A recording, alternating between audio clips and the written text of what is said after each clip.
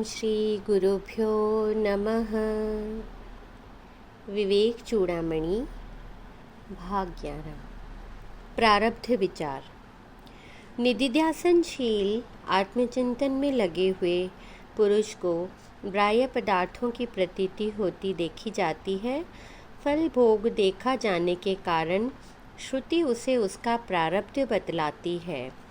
युक्ति से भी जब तक सुख दुख आदि का अनुभव है तब तक प्रारब्ध माना जाता है, क्योंकि फल का भोग क्रिया पूर्वक होता है, बिना कर्म के कहीं नहीं होता। जग जाने पर जैसे स्वप्नावस्था के कर्म लीन हो जाते हैं, वैसे ही मैं ब्रह्म हूँ ऐसा ज्ञान होते ही करोड़ों कल्पों के संचित कर्म नष्ट हो जाते हैं। स्वप्नावस्था में जो बड़े से बड़ा पुण्य अथवा पाप किया जाता है, क्या जग पड़ने पर वह स्वर्ग अथवा नरक की प्राप्ति का कारण हो सकता है? जो यति अपने को आकाश के समान असंग और उदासीन जान लेता है, वह कभी किसी आगामी कर्म से कभी थोड़ा सा भी लिप्त नहीं हो सकता। जैसे घड़े के संबंध से घड़े में रखी हुई मदिरा की गंध से आकाश का कोई संबंध नहीं होता, उसी प्रकार उपाधि के संबंध से आत्मा उपाधि के धर्मों से लिप्त नहीं होता। लक्ष्य की ओर छोड़ दिए गए बाण के समान ज्ञान के उदय से पूर्व ही आरंभ हुआ कर्म अपना फल दिए बिना ज्ञान से नष्ट नहीं होता।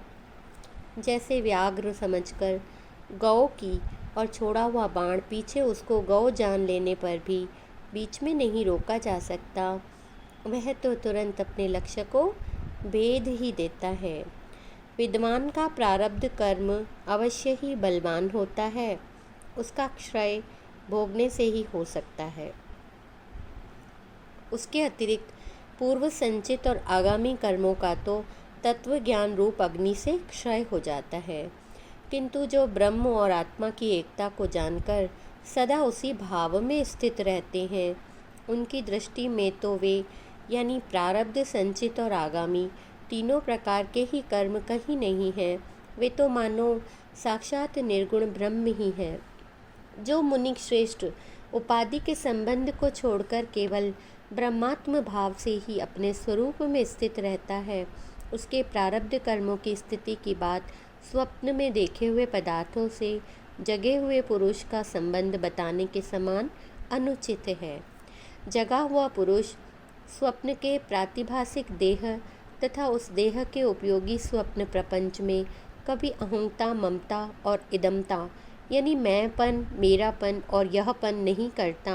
वह तो केवल जागृत भाव से ही रहता है। उसको न तो मिथ्या वस्तुओं को सिद्ध करने की इच्छा होती है और न उसके पास सांसारिक पदार्थों का संग्रह ही देखा जाता है। यदि फिर भी उसकी मिथ्या पदार्थों में प्रवृत्ति रहे तो यह निश्चय है कि वास्तव में उसकी नींद टूटी ही नहीं है। इसी प्रकार सदा ब्रह्म भाव में रहने वाला पुरुष ब्रह्म रूप से ही स्थित रहता है। वह ब्रह्म के सिवा और कुछ नहीं देखता। जैसे स्वप्न में देखे हुए पदार्थों की याद आया करती है, वैसे ही विद्वान की भोजन करना और छोड़ना आदि क्रियाएं स्वभाववश अपने आप हुआ करती हैं। देह कर्मों से ही बना हुआ है, अतः प्रारब्ध भी उसी का समझना चाहिए। अनादि आत्मा का प्रारब्ध मानना ठीक नहीं, क्योंकि आत्मा कर्मों से बना हुआ नहीं है। आत्मा अजन्मा, नित्य और अनादि है, ऐसा यथार्थ कथन करने वाली श्रुति कहती है। फिर उस आत्मस्वरूप से ही सदा स्थित रहने वाले विद्वान के प्रारब्ध कर्म शेष रहने की कल्पना कैसे हो सकती है? प्रारब्ध तो तभी तक सिद्ध होता है जब तक देह में आत्मभावना रहती है, और देहात्म भाव मुमुक्षु के लिए इष्ट नहीं है।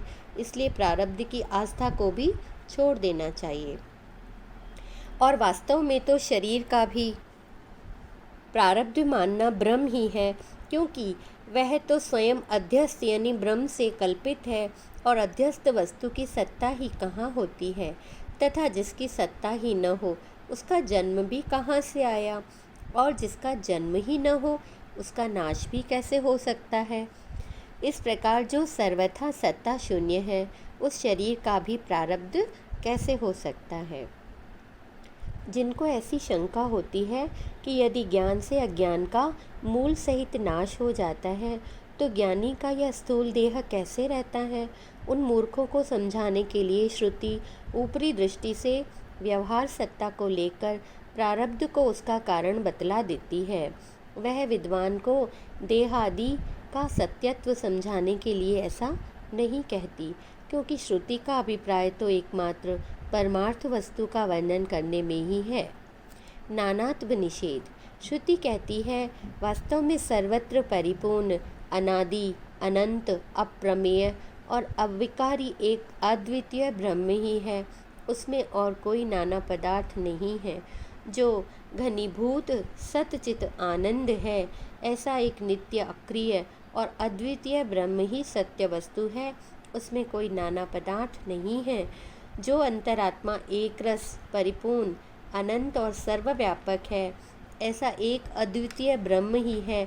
उसमें नाना पदार्थ कोई नहीं है। जो न त्याज्य है, न ग्राह्य है और न किसी में स्थित होने योग्य है, तथा जिसका कोई अन्य आधार भी नहीं है, ऐसा एक अद्वितीय ब्रह्म ही सत्य है। उसमें नाना पदार्थ कोई नहीं है। जो गुण और कला से रहित है, सूक्ष्म, निर्विकल्प और निर्मल है, ऐसा एक अद्वितीय ब्रह्म ही सत्य है। उसमें नाना पदार्थ कुछ भी नहीं है। जिसका रूप वर्णन नहीं किया जा सकता तथा जो मन और वाणी का विषय नहीं है, ऐसा एक अद्वितीय ब्रह्म ही है। उसमें नाना वस्तु कोई भी नहीं है। जो सत्य, वैभवपूर्ण, स्वतः सिद्ध, शुद्ध, बोध स्वरूप और उपमा रहित है, ऐसा एक अद्वितीय ब्रह्म ही सत्य है। उसमें नाना पदार्थ कुछ भी नहीं है। आत्म अनुभव का उपदेश। जिनका किसी भी वस्तु में राग नहीं है और भोग का भी सर्वथा अंत हो गया है, जिनका चित्त शांत एवं इंद्रियां संयत हैं, वे महात्मा सन्यासी जन ही इस परम तत्व को जानकर अंत में इस अध्यात्म योग के द्वारा परम शांति को प्राप्त हुए हैं। अतः हे वत्स, तुम भी आत्मा के इस परम तत्व और आनंद घन स्वरूप का विचार करते हुए अपने मनः कल्पित मोह को छोड़कर मुक्त हो जाओ और इस प्रकार अज्ञान निद्रा से जगकर कृतार्थ हो जाओ। समाधि के द्वारा भली प्रकार निश्चल हुए चित्त और विकसित ज्ञान नेत्रों से इस आत्म तत्व को देखो, क्योंकि यदि सुना हुआ पदार्थ निस्संदेह होकर भली प्रकार देख लिया जाता है तो उसके विषय में फिर कोई संशय नहीं होता। अपने अज्ञान रूप बंधन का संसर्ग छूट जाने से जो सच्चिदानंद स्वरूप आत्मा की प्राप्ति होती है, उसमें शास्त्र, युक्ति, गुरुवाक्य और अंतःकरण से सिद्ध होने वाला अपना अनुभव प्रमाण है। बंधन, मोक्ष, तृप्ति, चिंता, आरोग्य और भूख आदि तो अपने आप ही जाने जाते हैं।